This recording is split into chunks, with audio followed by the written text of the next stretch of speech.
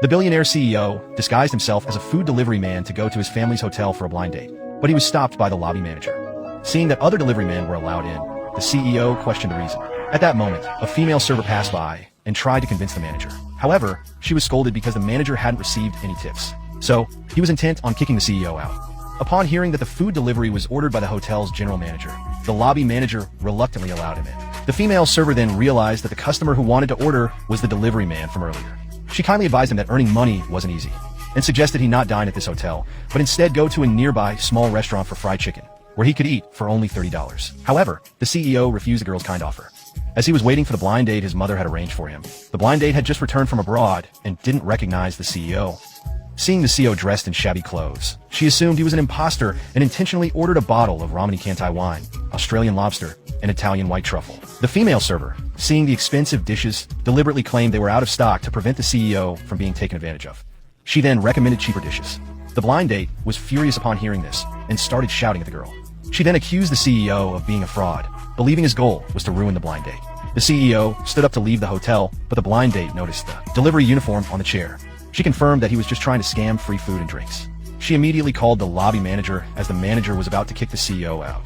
The girl accidentally spilled juice on the blind date. The blind date's dress was worth $9,000, so she demanded that the girl pay for the damage.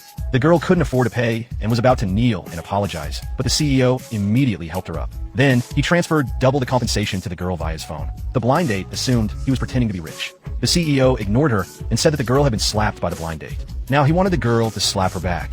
The girl, threatened by the manager, dared not act.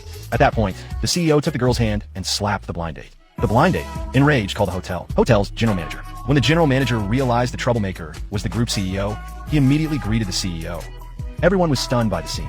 The CEO then fired the hotel's lobby manager and told the blind date to get away from him.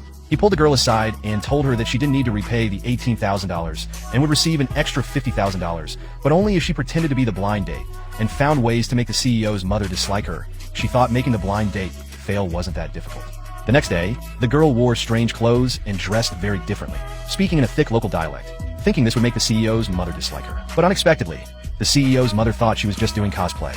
She immediately dressed up as a gold digger, claiming she was only with the CEO for the $50,000 and that she had an elderly father and a 5-year-old daughter. Upon hearing that the girl had a daughter, the CEO's mother was thrilled and immediately gave her a $1 million bank card, believing she was the perfect choice to be her daughter-in-law. When the CEO learned that the girl had messed up the mission, he thought she was just after their family's money and trying to scam it into marriage.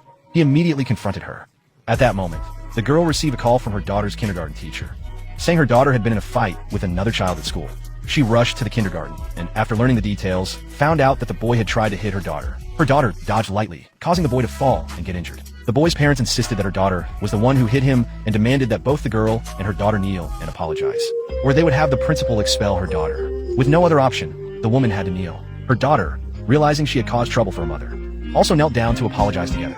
Just then, the CEO arrived in time and revealed that he was the little girl's father.